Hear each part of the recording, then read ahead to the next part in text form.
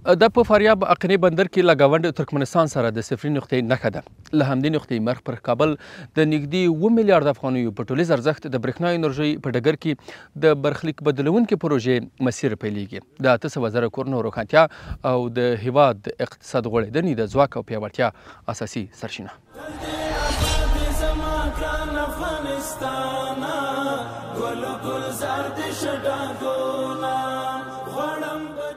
با تکمیلی این پروژه ولایت کابل با شمول 12 ولایت افغانستان هم در سمت شمال و هم در ولایت‌های مرکزی برقدار میشه. د افغانستان برېښنا انرژي په تاریخ کې ځینې پروژې د اقتصادي ملاتړ او ټولیزې هوساینې لپاره حیاتي ارزښت لري.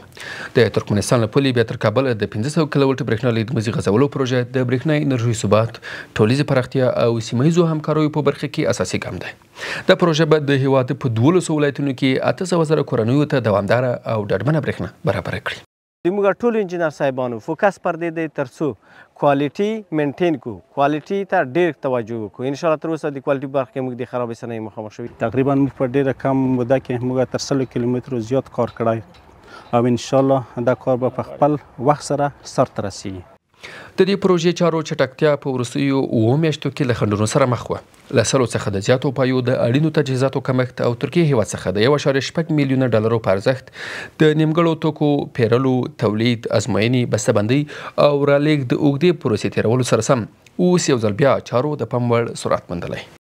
زیات وخت زموږ چې و د شاپ ډراینګونو په تهیه باندې و چې چون په ترانسمیشن لاین کې دقت د خطا چې دی په میلی متر باندې دی، نو میلی متر ته باید متوجه وي چې تانه خطا را نشي.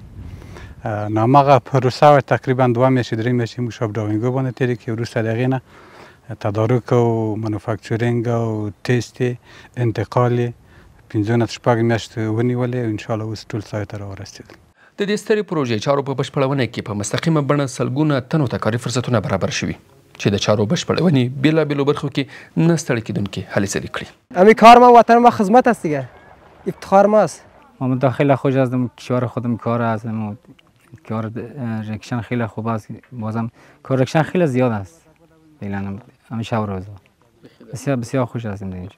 د 500 کیلووټ برېښنا لیږد پروژه د سیمې هیوادونو په کچه یوه بېسارې پروژه ده چې د چارو په بشپړېدو سره به افغانستان د منځنۍ اسیا برېښنا د ګډو همکاریو او تبادلې سیستم سره وصل شي. دا چاره به د افغانستان او منځنۍ اسیا هیوادونو سره د برېښنا انرژۍ تولید، لیږد او مصرف د توازن ګڼ اړین سهولتونه رامنځته کړي. ما را میتونه افغانستان با سیستم کپس که سنترال پاور ایشیا است در آینده ها وصل بسازه که ما بتانیم بسیار براحتی از کشورهای آسیای میانه براحتی برق بگیریم و یا برق سرشان بفروشیم.